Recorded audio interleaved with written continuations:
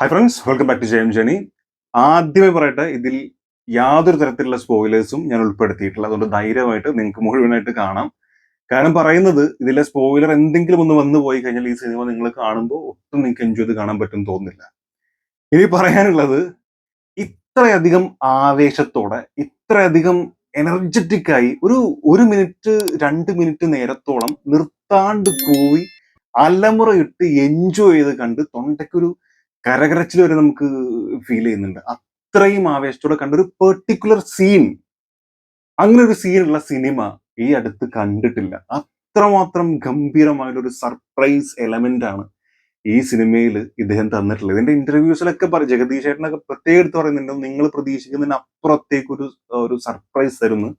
ആ സർപ്രൈസ് ശരിക്കും സർപ്രൈസ് ആയിരുന്നു. ഞെട്ടിപ്പോയിട്ടുണ്ട്. കിഡിലൻ സർപ്രൈസ്. അത് അത് ആ ഒരു ഫീലോട് കൂടി തന്നെ നിങ്ങൾ കാണണം. അതുകൊണ്ട് ദയവേത് ഇൻസ്റ്റഗ്രാം ഒന്നും തുറക്കാണ്ടിരിക്കുക. മാക്സിമം ഏറ്റവും അടുത്ത ഒരു ഷോ ഏതാണോ കിട്ടുന്നത് ആ ഷോയ്ക്ക് തന്നെ പോയിട്ട് കാണാൻ ശ്രമിക്കുക. ഇല്ലെന്നുണ്ടെങ്കിൽ നിങ്ങൾക്ക് അത് തീർച്ചയായിട്ടും മിസ്സായിട്ട് ആയിപ്പോകും. കാരണം ഒരുപാട് ഊളന്മാര് ഈ സാധനങ്ങൾ തിയേറ്ററിൽ ഇരുന്നിട്ട് തന്നെ ക്യാമറയിൽ പതിക്കുന്നുണ്ട്. അപ്പൊ അതൊക്കെ വന്നു കഴിഞ്ഞാൽ ഭയങ്കര മോശമായിട്ടും. ഓൾറെഡി നിങ്ങൾക്ക് അത് എന്തെന്ന് അറിയാം, പക്ഷെ ഞാനായിട്ട് ആ പേരോ കാര്യങ്ങളോ പറയുന്നില്ല. സോ അറിയുന്ന പോലെ അല്ല, നമ്മൾ ആ സീൻ കണ്ടു കഴിഞ്ഞാൽ പിന്നെ ഒട്ടും അത് ഇമ്പാക്ട് ഉണ്ടാക്കാൻ സാധ്യതയില്ല.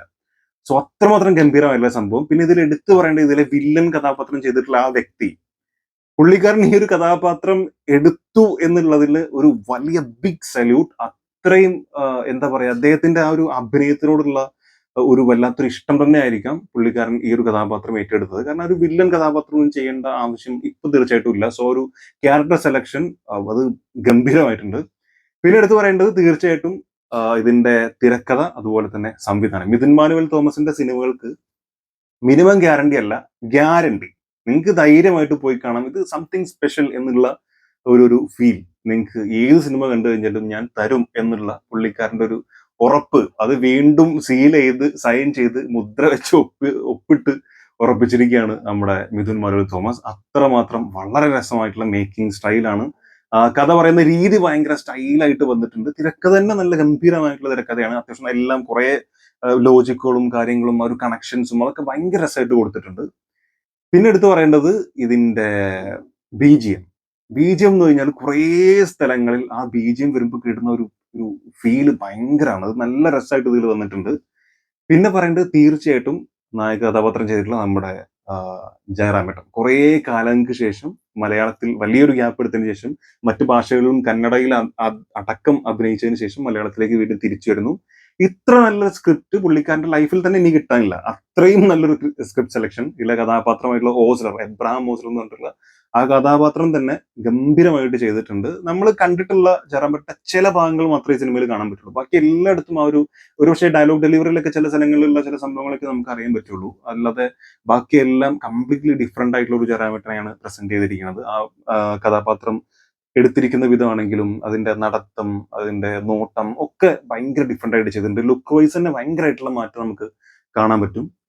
പിന്നെ ഈ പറഞ്ഞ പോലെ ഡയലോഗ് ഡെലിവറിയിൽ മാത്രം ചില സ്ഥലങ്ങളിൽ നമുക്ക്, അപ്പോൾ ഒരാളുടെ ഒരു രീതിയാണല്ലോ അത്, ചില സ്ഥലങ്ങളിൽ മാത്രം പഴയ ജയറാമേട്ടനെ നമുക്ക് ഫീൽ ചെയ്യുള്ളൂ. ബാക്കി എല്ലാം ഒരു 90% ഒരു പുതിയ ജയറാമേട്ടനെയാണ് കൊണ്ടു തന്നിട്ടുള്ളത്.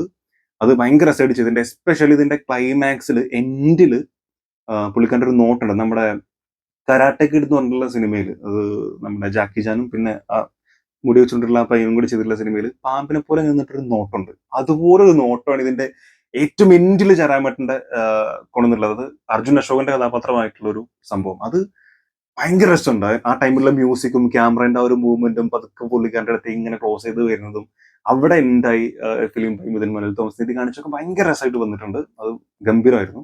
പിന്നെ ചില ട്രാൻസ്ഫോർമേഷൻ സീൻസ് ഭയങ്കര അടിപൊളിയായിട്ട് വന്നിട്ടുണ്ട്. പിന്നെ ഈ കഥയുടെ പറച്ചിൽ തന്നെ ഓരോ സംഭവം അത് എടുത്തു പറയേണ്ട സംഭവം തന്നെയാണ്. ഇതിന്റെ ഇവരുടെയൊക്കെ അത് വില്ലന്മാരെന്ന് തോന്നിക്കുന്ന കുറെ ആളുകളുടെ അല്ലെങ്കിൽ വില്ലൻ കഥാപാത്രങ്ങളുടെ ചെറുപ്പകാലം പറയുന്ന സംഭവങ്ങളുണ്ട് കുറേ സ്ഥലങ്ങൾ. അവിടെ ചെയ്തിട്ടുള്ള എല്ലാ കഥാപാത്രങ്ങളും, ഇപ്പൊ സേവിയർ എന്ന് പറഞ്ഞ കഥാപാത്രം, അതായത് ജഗദീഷ് ചേട്ടന്റെ ചെറുപ്പം ചെയ്തിട്ടുള്ള ഒരു കഥാപാത്രം, പിന്നെ ഒരു തമിഴ് കഥാപാത്രം, അതൊക്കെ ഭയങ്കര നൈസായിട്ട് വന്നിട്ടുണ്ട്. അവരുടെയൊക്കെ അഭിനയം കാണാൻ തന്നെ ഒരു ഫ്രഷ്നെസ് ഉണ്ടായിരുന്നു ഭയങ്കരമായിട്ട്. പിന്നെ ഒരു എന്താ പറയാ, ആ ടൈമിലുള്ള ഒരു പ്രണയം, പ്രണയം ഭയങ്കര രസമായിട്ട് വന്നിട്ടുണ്ട്. ആ പ്രണയം പറയുന്ന രീതി ഭയങ്കര ഡിഫറെന്റ് ആയിരുന്നു. പഴയ ഡയറി മിൽക്ക് വെച്ചിട്ടുള്ളൊരു സീനായിരുന്നു. നല്ല രസമായിട്ട് വന്നിട്ടുണ്ട്. നമ്മൾ തമിഴ് സിനിമയിലെ കാണുന്ന സീൻ പോലത്തെ ചെറിയൊരു ഭയങ്കര മിൽട്ടിംഗ് ആയിട്ടുള്ളൊരു സീനായിരുന്നു. പിന്നെ അനുഷ്വയുടെ കഥാപാത്രം ഗംഭീര കഥാപാത്രമാണ്. അതിൽ എസ്പെഷ്യലി എടുത്ത് പറയേണ്ടത് ഒരു ഹോസ്പിറ്റലിൽ ഒരു സീനിൽ ഇരുന്ന് കരയുന്ന ഒരു സീനുണ്ട്. ആ കരച്ചിലൊക്കെ അടിപൊളി പെർഫെക്റ്റ് എന്ന് തന്നെ പറയാം. നമുക്ക് അത്രയും ആ ഒരൊറ്റ സീനിൽ നമുക്കത്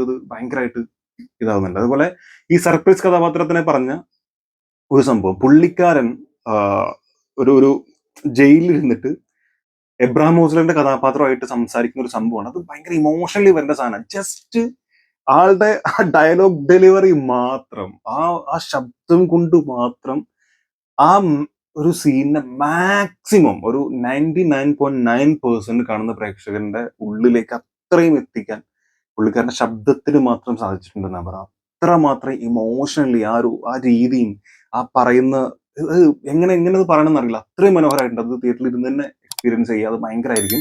ഇതിന്റെ സൗണ്ട് വൈസ് ആണെങ്കിലും മറ്റ് BGM, മ്യൂസിക് എല്ലാം ഭയങ്കര മനോഹരമായിട്ട് വന്നിട്ടുണ്ട്. അതൊരു ഹോൾ തിയേറ്ററിൽ ഫുള്ളായിട്ട് നമ്മൾ ഇരുന്ന് കേൾക്കുമ്പോൾ ഒരു ഇമ്പാക്ട് ഭയങ്കരമാണ്. മൊബൈലിൽ കണ്ടു കഴിഞ്ഞാൽ ഒരിക്കലും അത് കിട്ടുമെന്ന് എനിക്ക് തോന്നുന്നില്ല. സോ മൊത്തത്തിൽ ഒരു അതിഗംഭീരമായിട്ടുള്ള സിനിമ. ആദ്യത്തെ ഒരു 10-20 മിനിറ്റ് നേരത്തേക്ക് ഇത് കഥയും ഇതിലേക്ക് ഒരു ട്രാക്കിലേക്ക് വരണല്ലോ. ആ ഒരു സംഭവം മാത്രം ഒരു അത് മനോഹരമായിട്ടാണ്. മോശമെന്നല്ല പറഞ്ഞത്. കമ്പാരിറ്റീവ്ലി ഒരു പതുക്കെ പോകുന്നുണ്ടെങ്കിൽ അത് മാത്രമേ ഉള്ളൂ. അതും പതുക്കെ പോകുന്നു ഫീൽ ചെയ്യില്ല. ഞാൻ പറഞ്ഞത് കമ്പാരിറ്റീവ്ലി. അതിനുശേഷം അങ്ങോട്ട് ഒരു പിടിയും തരാണ്ടാണ് പോകുന്നത്. പിന്നെ ഒരു ഇന്റർവെല്ലിന് കഴിഞ്ഞതിന് ശേഷം, അല്ലെങ്കിൽ ഇന്റർവെല്ലിന്റെ കുറച്ച് തൊട്ട് മുമ്പ് വരെ നമ്മളെ മാക്സിമം അതിലേക്ക് എൻഗേജ് ചെയ്ത് നമ്മൾ ഒരു സീറ്റ് എഡ്ജ് ത്രില്ലെന്ന് പറയുന്നില്ലെങ്കിലും പല സമയത്തും നമ്മൾ ആ സീറ്റ് എഡ്ജിൽ ഇരുന്ന് ഒരു ആകാംക്ഷയോടെ കാണുന്ന ഒരു സംഭവം ഉണ്ട്. അതൊക്കെ കറക്റ്റ് ആയിട്ട് തന്നിട്ടുണ്ട്.